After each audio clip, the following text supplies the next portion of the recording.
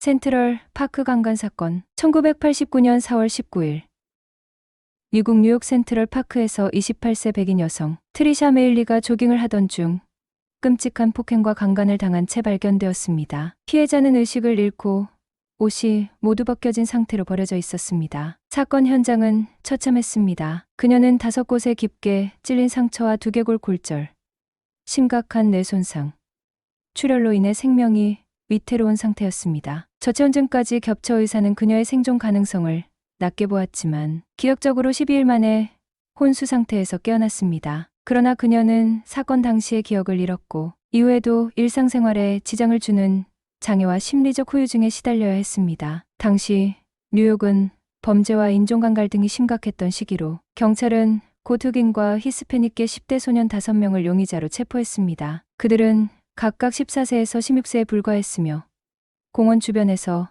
배회하던 중 체포되었습니다. 경찰은 이들에게 사건의 모든 책임을 돌리며 이들을 집요하게 신문했습니다. 며칠 뒤 경찰은 5명이 범행을 자백했다고 발표했습니다. 이들이 작성한 자백서는 사건을 이리때의 폭행이라 묘사하며 그들이 백인 여성을 끔찍하게 망가뜨렸다고 강조했습니다. 그러나 문제는 자백 외에 명확한 증거가 없었다는 것입니다. 피해자의 몸에서 채취된 정액의 DNA는 5 소년 누구의 것과도 일치하지 않았습니다. 경찰은 DNA 일치 여부보다 이들의 자백을 강조하며 재판을 이끌어갔습니다. 이후 밝혀진 바에 따르면 이들의 자백은 경찰의 협박과 강압에 의한 것이었습니다. 특히 경찰은 소년들을 구타하거나 가족들을 협박하며 거짓 진술을 유도했습니다. 심지어 부모들 앞에서도 그들을 위협해 자백을 받아냈습니다. 하지만 재판부는 경찰의 조작 가능성이나 이들의 주장을 무시하고 5명에게 각각 8년에서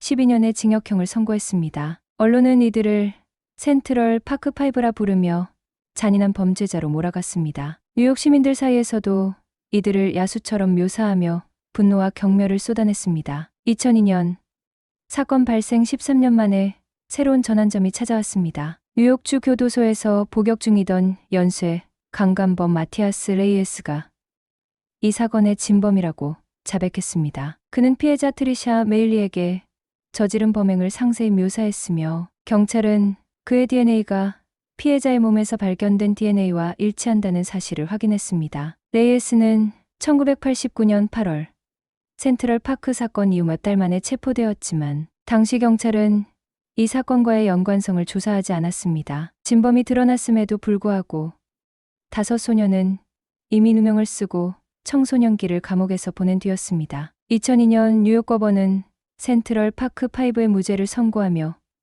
그들에게 씌워진 누명을 공식적으로 벗겼습니다. 그러나 그들의 인생은 이미 돌이킬 수 없었습니다. 무고하게 유죄 판결을 받았던 이들은 학업과 커리어를 포기해야 했고 감옥에서의 폭력과 트라우마로 고통스러운 삶을 살아야 했습니다. 피해자 트리샤 메일리 역시 진범이 밝혀지기 전까지 그들이 범인이라고 믿었으며 이들의 재판 과정을 전혀 알지 못했습니다. 이후 5명의 청년은 뉴욕시를 상대로 억울한 옥살이에 대한 소송을 제기했습니다. 뉴욕시는 경찰 조사 과정에 아무런 하자가 없었다며 항소했지만 결국 2014년 9월 뉴욕시는 역사상 최고 대상금인 4,100만 달러를 지급하며 사건을 마무리했습니다. 하지만 이들이 겪은 고통과 잃어버린 시간은 보상받을 수 없었습니다. 이 사건은 2012년 다큐멘터리 센트럴 파크 5와 2019년 넷플릭스 드라마 그들이 우리를 바라볼 때로 제작되며 많은 사람들에게 알려졌습니다. 작품들은